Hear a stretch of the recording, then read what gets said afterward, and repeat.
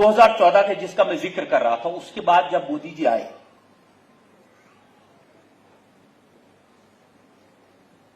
उस समय जो कुछ हुआ वो वाकई में अपने आप में एक याद रखने वाली, सिखाने वाली चीज है। उन्होंने रिकॉर्डिंग के लिए मुझे रात को 10 बजे का टाइम दिया था।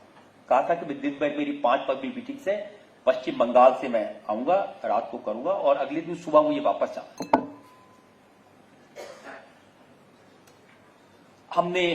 मैंने जो हमारा ऑडियंस कोऑर्डिनेटर था उससे कहा था कि भाई देखो, जो ऑडियंस में लोग बुलाओ बहुत उत्सुक होंगे, लेकिन बीजेपी के सपोर्टर्स को मत बुलाना, क्योंकि अगर मैं अनकंफर्टेबल सवाल पूछूंगा वो लोग डिस्टर्ब करेंगे। तो परिवार के लोग फिर और ऐसे लोग हों जो रात को 10 के 10:30 बज जाए, 11 बज जाए, देर तक रुके। हम नॉर्मली 350-400 लोग की ऑडियंस होती है, उस दिन 600 से ज्यादा लोग थे और इतने ही लोग स्टूडियो के बाहर खड़े थे। मैंने बहुत तैयारी की थी। मोदी जी आए तो जैसा कि हमारा तरीका है, वो आप मेरे ऑफिस में रूम में बैठते हैं थोड़ी देर, तो उनका गला बिल्कुल बंद था, बिल्कुल आवाज नहीं निकल रही थी और बहुत फुसफुसा के बात कर पा रहे थे। और कहा, पंडित जी बड़ी गड़बड़ हो गई, इस चीज को तो फैक्टर ही नहीं किया। रोज रात को जब मैं 5-6 पब्लिक मीटिंग्स करके आता हूं तो गला बंद हो ही जाता है, ये सोचा ही नहीं। तो ऋतु जी ने उनसे कहा कि मैं आपको थोड़ा काली मिर्च का पानी देती हूं, मिश्री देती हूं। तो कहा कि ये मैं रोज करता हूं जी, गले की अपनी लिमिटेशंस हैं। अब ये सुबह ही मेरा रिकॉर्ड फिर शुरू होगा। थोड़ी देर बैठे रहे उदास, वो भी क्या करते आप, 15-20 मिनट, आधा घंटा हो गया। तो मैंने कहा ऐसा है कि फिर आप सुबह, आज रात को रुक जाइए, सुबह में हम लोग अर्ली मॉर्निंग हम रिकॉर्डिंग कर लेंगे। आप कहेंगे तो मैं ऑडियंस को सुबह 6 बजे 5 बजे बुला लूंगा। तो कहा कि मेरे पास पार्किंग नहीं है, मुझे वापस अहमदाबाद ही जाना पड़ेगा और कल अहमदाबाद से मुझे वापस पटना जाना है, कई जगह मीटिंग्स लगी हुई हैं, उनको तो नहीं हम टाल सकते। तो ये तय हुआ कि ठीक है, अब और 15-20 मिनट में फिर उन्होंने कहा मैं चलूं। तो मैंने कहा मोदी जी, नीचे जो पब्लिक आई हुई है इनको एक बार दिखा दें आपकी शक्ल, क्योंकि बड़ा खराब इंप्रेशन जाएगा लोगों में, या सोचेंगे मोदी जी आए नहीं टाइम देके, और हमारे बारे में सोचेंगे हमने मोदी जी का नाम लेके बुला लिया।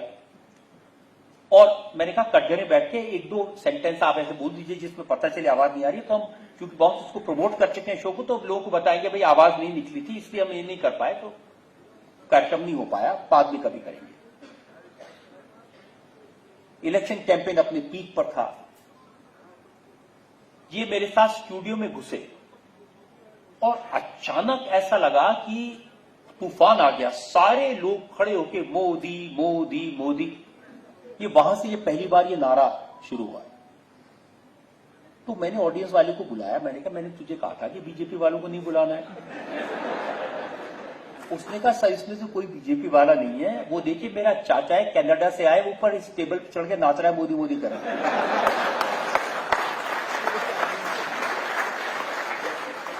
अब मोदी जी बात सुन रहे थे, हंसने लगे। एक लड़की ने दूर कोने से खड़े होकर कहा कि मोदी आई लव यू।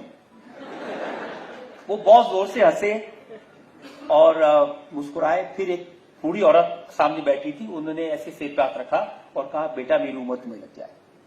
तो Modi ji tears in his eyes, सब लोग। तो फिर वो कटघरे बैठे, तो मैंने ऐसे ही मजाक में कहा, मैंने कहा देखिए मोदी जी आजकल ना मोबाइल पर मैसेज आते हैं, राहुल खाए चॉकलेट बार, अब की बार मोदी सरकार। तो वो जोर से हंसे। मैंने कहा एक मैसेज आया है कि सोनिया बोली अब तो बोलो है सरदार, मनमोहन बोले अब की बार मोदी सरकार। तो इस पर उन्होंने रिएक्ट किया। उन्होंने कहा भाई मैं तो नहीं ये लिखता हूं। पब्लिक से कहा आप लोग लिखते हैं, आप लोग करते हैं, भाई मैं करता हूं क्या? मैंने कहा नहीं। अब हमने देखा उनकी आवाज बिल्कुल ठीक आ रही थी। अचानक या तो वो हंसे या किसी वजह से इट वॉज नॉर्मल, और उसके बाद मैंने कंटिन्यू किया 1.5 घंटे नॉन स्टॉप हमने शो रिकॉर्ड किया and there was no problem.